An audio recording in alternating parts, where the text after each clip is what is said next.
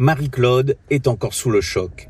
Infirmière en maison de retraite, cette habitante du chemin des Artichauts à la plaine des Grègues est l'une des voisines des victimes de la sortie de route mortelle d'une voiture du rallye de Saint-Joseph.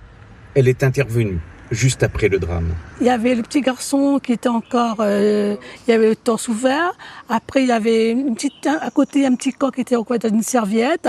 Et de l'autre côté, il y a la petite fille qui était allongée sur le dos. Donc, on l'a mise en PLS parce qu'elle respirait encore.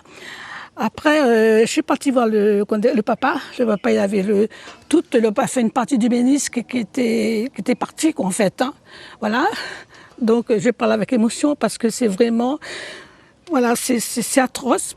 Voir des enfants comme ça, comment dirais-je, c'est atroce parce que moi, j'ai des enfants, j'ai des petits-enfants. C'est vrai. Et voir quelque chose, enfin, une journée qui aurait pu être agréable, vraiment transformée comme ça, on ne peut pas avoir de nom, voyez. Mais la souffrance des parents, la souffrance, vous savez, j'ai tenu dans mes bras deux petits-enfants qui tremblaient, qui pleuraient, qui criaient pour le petit corps à côté.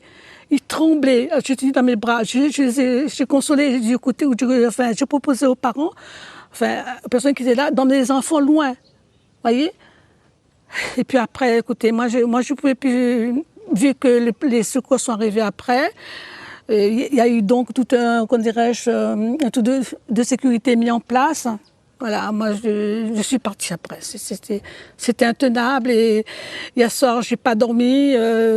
J'ai pensé quand même là c'est une famille, c'est un village. Dans le quartier, tous sont affectés par la tragédie.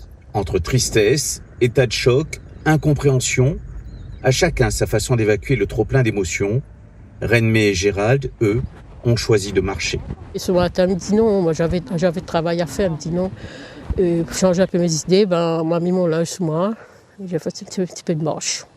Et là je rentre chez moi. Et toujours le cœur gros. Le cœur gros, eh oui. Ah moi on a ma fille à côté de moi, toi on est attristé, c'est quelque chose, parce qu'il y a tout près des petits marmailles. Et puis il y a ceux comme Alexandre, qui ont emmené leurs enfants à l'école et qui ont encore du mal à réaliser ce qui s'est passé. L'atmosphère est très lourde. Très lourd. On prépare les enfants pour aller à l'école ce matin, mais voilà, on sent que dans le quartier, c'est pas la même chose que d'habitude. Bon, c'est normal, hein. C'est normal, mais ouais, c'est compliqué. C'est compliqué aujourd'hui. Dans plusieurs établissements, un accompagnement a été mis en place avec des cellules d'écoute, comme ici, à l'école primaire des Jacques, où les victimes étaient scolarisées.